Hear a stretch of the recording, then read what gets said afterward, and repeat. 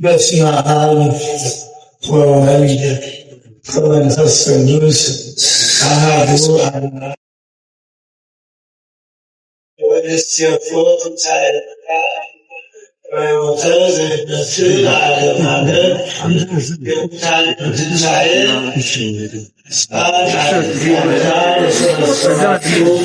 እንደምን ዋላችሁ?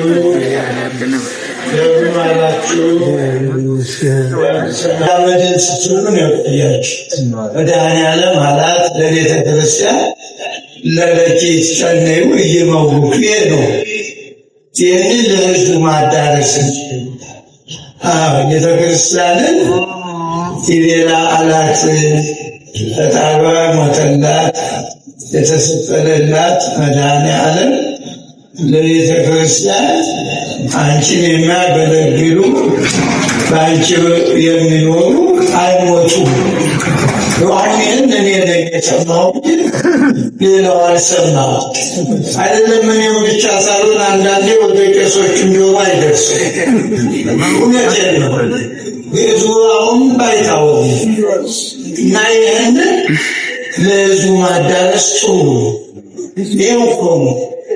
ይህን የመሰለ ጸሎት ነው። ተስፋ ሰው አይደለም። ይህን ያለ መድኃኔዓለም ለሁሉ የሞተው አይዟችሁ አለ። ለለኬት ቀነዩ አሁን አታውሩ። አሁኑ ሰዓት አታውሩ። ምን ጊዜ ስታገኛላችሁ? እኔ ብዙ ጊዜ ይገርመኛል። ሌላ ጊዜ ይሄ ሀገር ዛፍ ሲቆረጥ ይወርቃል፣ ዋንዛ ሲወርቅ እንደው ምንድን ነው የምታስቡ? እና አታውሩ። በዚች ጊዜ እንኳ ተዘክሮተ እግዚአብሔር ያስፈልጋል። ሌላ ጊዜ መቼም ጊዜው ክፉ ነው በእውነቱ። እንደው እንዲህ ሰው ሲሞት እንጂ የራሱን ሞት ማንም ሰው አስብ። የሚገርማችሁ ከዚህም የተነሳ አሁን ሰዎች የሚወሩት እንዴ ሞታችሁ ነው እንጂ አሟሟታችሁ እንዴት እንዲሆን እየመውቱ የተባሉ እንደነዚህ ያሉት አሉ ናቸው። አልሞቱም። እነዚህ ዋጋቸውን ሊቀበሉ ነው። የሆኑ ሞገሰ ፍጹም ባለሟልነት እግዚአብሔር ፊት የመቆም እግዚአብሔር ጋር የመነጋገር በሕይወተ ሥጋ ያሉ በጸሎታቸው አማላጅነታቸው እግዚአብሔር ፊቱን አይመልስባቸው። እንዲህ ያሉት አብዛኛውን እኛ ነን የሞት እኛ ሞትን። እንግዲህ እንዲህ ያሉት ትልቅ ዛፍ ሲወድቅ መቼም አራዊቱ ወፉ ይጎዳል። ምክንያቱም ያዛፉ መጠለያ ወፉም ያልፋል፣ እንስሳትም ፀሐዩ ሲጠነክር ያልፋሉ። ሰው እና መምህራን ሲያልፉ ዓለም ነው የሚጎዳው፣ ዓለም ነው በፀሐይ የሚቃጠለው። እና ስለዚህ እንደው ለሌላውን ጊዜ እድል የለም። አይዟችሁ መቼም እኮ ዛሬ በአደረግነው አደራረስ በዛሬው ማህሌት አይደለም፣ ለበረከት ብቻ ነው። ይኸው ለበረከት ነው። ግን እንደዚህ በጊዜ ያስተማራችሁትን ያገለገላችሁትን የዘመራችሁትን ህዝቡ ተስፋ እንዲኖረው አትሞቱም፣ አይዟችሁ ብን ይሄ አይቀርም እኮ ማን ይቀራል? ይሄ ስጋ ሞት ግድ ነው። ሞት የምንለው ያኛው ነው። እግዚአብሔር ፊት መቆም አለመቻል፣ ካለሟል አለመሆን። እና በእውነት አሁን የሰማው ታሪካቸውን በአካል አለማዋቂ በጣም ይቆረቁረኛል። እንዲህ ያሉ እንደው ለምሳሌ እንታምናሴ አሉ። አሁን እንግዲህ እኒህ አይገኙም። እንታምናሴ ስል ከልጅነት ጀምሬ ስለማውቃቸው እንዲህ ብርቅ ናቸው፣ ውድ ናቸው።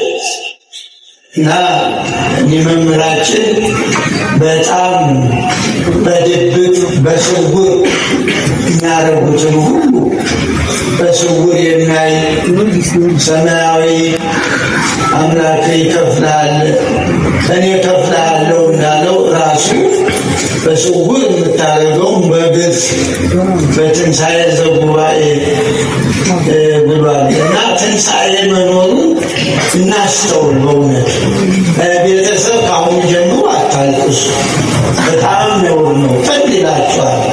ይሰማሉ እኮ እሳቸው ሲያስተምሩት የኖሩትን ትምህርት ከንቱ አታርጉባቸው።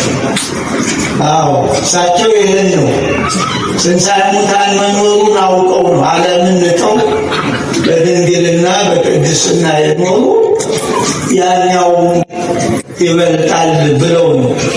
ቅዱስ ጳውሎስ በዚህ በትንሣኤ ሙታን አንቀጽ በመጀመሪያ ቆሮንቶስ ምዕራፍ 15 ቁጥር 13 ላይ በእፎህ አለው ይላል። በእፎህ አለው ለይቤሉ ሙሴትክሙ ኢይትነሱ ሙታን ሙታን አይነሱም የሚሉ ከመካከላችሁ እንዴት ይኖራሉ አለ። እንዴት?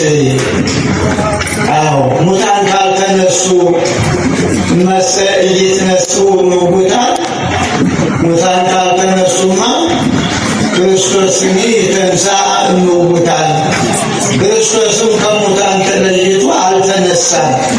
ሙታን ካልተነሱ መሰ ክርስቶስ ተንሥአ እሙታን ከንቱ ውእቱ ትምህርትነ ትምህርታችን ሁሉ ከንቱ ማለት አምላክ ሰው ሆነ፣ በድንግልና ተጸንቶ በድንግልና ተወለደ፣ ተጠመቀ፣ ጾመ፣ ተሰቀለ፣ ሞተ፣ ተነሳ የምንለው ሁሉ ከንቱ ነው ማለት ይሄ ሊገባን ይገባል። በእውነቱ እኛ በእውነቱ ለእኛ የሚመጥነውን እየመረጥ ልደትንም አክብረናል፣ ጥምቀትንም አክብረናል፣ ትንሣኤንም እናከብራለን።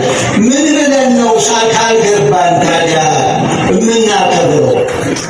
ሞት ሲመጣ ምንደነግጥ ከሆነ እንዴ ምን ብሎ ነው እኮ አሁን እኮ መጽሐፉ ይሻል ነው። ስለዚህ ትንሣኤ ሙታን አለ፣ ዋጋ የምንቀበልበት የወቆሙ ሞገሰ ፍጹመ ከመ ይንሥኡ አስበ ስብሐቶሙ ዛሬ የ87 ዓመት የደከሙበት ከተወለዱ ጀምሮ ዋጋቸው የሚቀበሉበት ቀን ደግሞ በጣም የሚገርም ታሪክ እንዲያው ዲያቆናትም ቀሳውስትም እንደው ሁሉም ጳጳሳትም ሁሉም ልንሰማው የሚገባ የኔ ደሞዝ ብዙ ነው ቀንሱ። አሁን ያደነግጥ በእውነት የተለበዛ እንዲያው የወንድሜ አንሷልኝ ይላል። ተናዘዙ አለኝ አሁን ማንም ይሆናል አያችሁ። እነዚህ ስላነሱ አሁን በሙስና ጭምር ሊቃውንቱ ከዲያቆናት በታች ነው። ሊቃውንቱ ጮሌዎቹ ላይ ወጣው ወጣው አሁን ተራራው አደረገ ይላቸዋል። የደሞዙ እስኪል እንቆጡ ያደርጋል። አይገርምም? እናትዬ እንደው እኔ ልሙት እኮ ያሳዝናል። ወየኔ ቀንሱታል ወይ ኩላኩላል እግዚአብሔርን እንዴት ደስ ይለው ደስ ይለው። እስኪ የሚያዙት በእውነት ሌላ ምዕራፍ ሁሉ ሊከብድም ይችላል። የእኛም ሰውነት አይመችም ለዚህ። እስኪ እንደው ያዙ እኩል እንሁን በሉስ በእውነት ለሊቃውንቱ በሉ። የሚገርም እኮ የሚገርም ህይወት ነው። ታሪክ አንባቢውን ሳትረሳ መንገዱ በጣም ቃለ ሕይወት ያሰማል። በጣም ጻፉት፣ ሁላችሁ ጸልዩት። በእውነት እባክህ እግዚአብሔር ይህንን እንደው ስግብግብ አታድርግ። እንደው እስቲ ለወንድሜ ለእህቴ እንዳስብ አድርጌ በሉ። አሁን እኮ በጣም መከራ ውስጥ የሁሉ መዓት ከየት መጣ መሰላችሁ? በቤተ መቅደሱ ያለ በካህናቱ በእኛ ኃጢአት አገሩን አቃጠለው፣ በላው፣ ሰው እንደ ከብት እየተሸጠ እንደ መሪ የሰዋት እንደ ሰው ይገረም እንደ ገበያ የሚያላምጣት አሳዝን የሚያላምጣት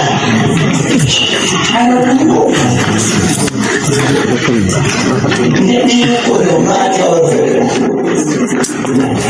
የደረው ነሱ ካልሆነ ሌላው ምን ጥሎ የተመለሰ የእግዚአብሔር ዙፋን ያለበት እና እባካችሁ እንዲህ ካሉት ሲሞት እንማር በእውነት ከእኔ አባት እንዲሁ የኔን ቀንሱት ወይ ምን ቢታደርጉ አይገርማችሁ? ይገርማል። እና እንደው እኩል እንኳ ባይሆን እሳቸው እኮ አማራጭ ሰጡ። ወይ ቀንሱት ወይ እኩል አድርጉ እና እኩል በሚለው ብንስማማሽ መቀነሱ ይከብዳል። እና ዘመዶቼ የዛሬዋ ቀን ዋጋ የሚያገኙባት ቀን ሞቷል ሚልም እስካሁን ድረስ የደከሙበትን ዋጋ የሚቀበሉበት ቀን ነው።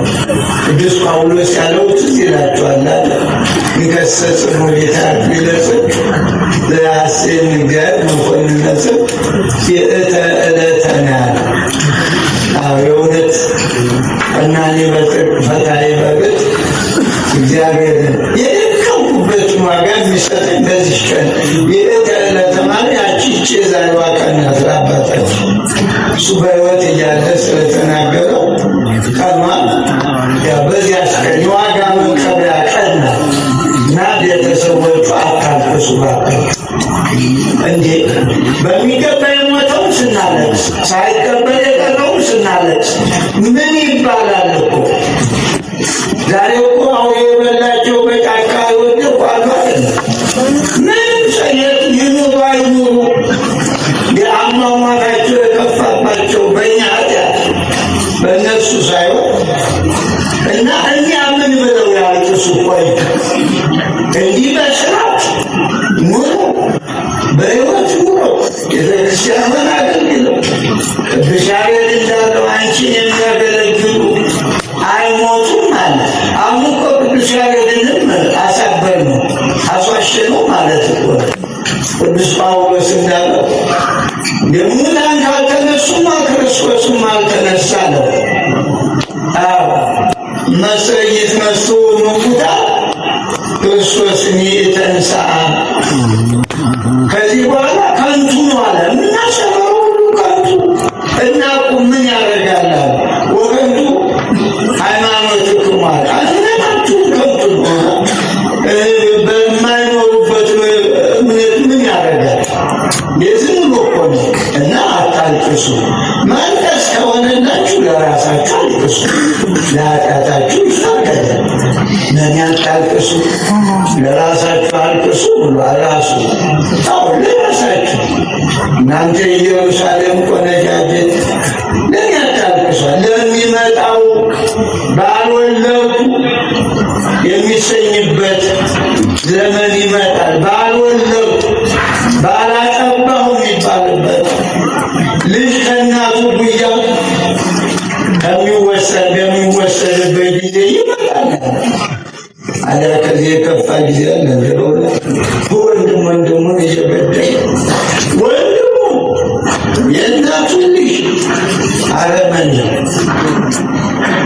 እና አሁን የሚያስፈልግ ለራሳችን ንስሐ መግባት፣ ለሀገራችን ለኢትዮጵያ ለቅዱስ ሀገር ሰላም እሱ ሰላማ ለብሔር አስመ በሰላም ይከውን ሰላምኩም ለሀገራችሁ ሰላም የስትሉ የሀገራችሁ ሰላም ለእናንተ ነው፣ ለባህር ዛፉ ለጽዱ አይደለም። ሰላም ፈልጉ። ታዲያ ዛሬ እኛ መች ሰላም እንፈልጋለን?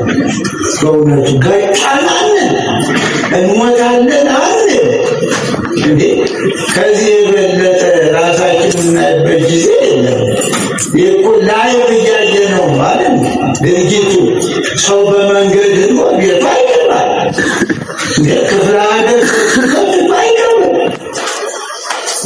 ምንድን ነው ሰው የደነቆረ? ምን በላው ነው?